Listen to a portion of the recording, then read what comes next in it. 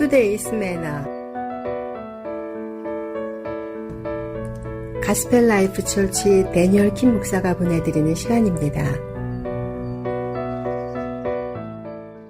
Hello to the friends and family of KCBS. My name is Daniel, and welcome to today's Manna.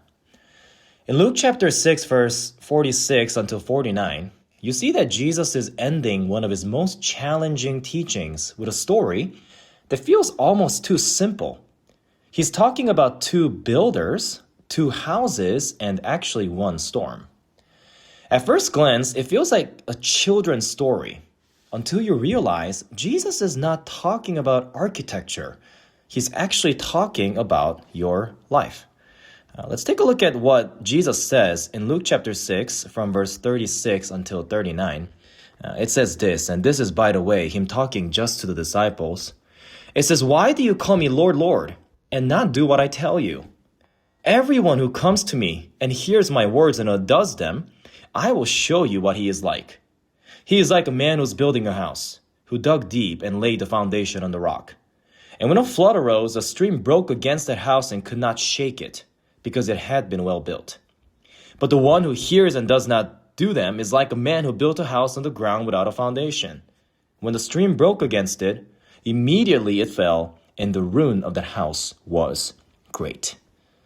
The really important question that Jesus is asking is here, where he says, "Why do you call me Lord, Lord, and not do what I tell you?" This question is unsettling because it exposes a gap many of us live with every day. This is actually the gap between confession and construction, between what we say we believe and what we are actually building our lives on. Jesus does not actually question whether we hear him.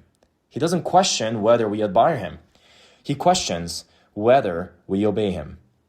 You know, you must realize that everyone is building something. Jesus is making something very clear, that both builders are building a house. Both are hearing his words, both are experiencing the storm, and the difference is not belief versus unbelief, the difference is obedience versus convenience. One builder digs deep, the other builds quickly. One chooses a foundation that is invisible, the other chooses progress that is impressive. And here's a part that messes with us, where you cannot tell the difference until the storm comes. Luke's gospel has a detail that Matthew doesn't, where Luke says he dug deep and laid the foundation on the rock. Digging deep is slow. Digging deep is unglamorous. Digging deep happens underground where no one claps for you.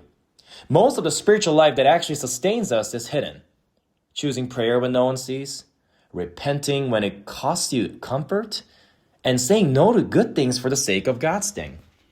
The tragedy of a modern Christianity is not a lack of information, it's actually lack of spiritual formation. We know the verses we haven't practiced. We preach the truths that we have not obeyed. We build platforms faster than foundation, but the storms don't test what you say, they actually test what you built. Which is why I want to encourage you here today that obedience is not restriction, it actually is security. Many of us kind of subconsciously believe obedience limits us. We treat God's commands like IKEA instruction. It seems like it's annoying, it's long, it's easy to ignore until something doesn't work. Jesus reframes obedience completely. He shows us that obedience is not about control, it's actually about care. The builder who obeys is not weaker, he's actually wiser. The builder who listens and does it with the action is actually not missing out. He's actually preparing for what is actually coming. The storms are not a possibility. They actually are a promise. Jesus tells us in John chapter 15 where he says, "Abide in me and I in you. Apart from me, you can do nothing." Abiding is not dramatic. It is daily. It is consistent. It is relational. And you don't drift into depth. You and I choose it. The house without a foundation does not fall immediately, and that's a danger. Shortcut faith works until it doesn't. Surface spirituality looks strong until the pressure comes. But Jesus does not tell the story to scare us. He tells it to invite us, to dig again, to rebuild wisely, to slow down and go deeper. And it's never too late for you to reinforce the foundation unless the storm has already taken everything. And even then, grace meets us in the rubble. I want to encourage all of you for you to live a life to have a firm foundation so that whenever the rain and the storms would come, that your house will not be shaken.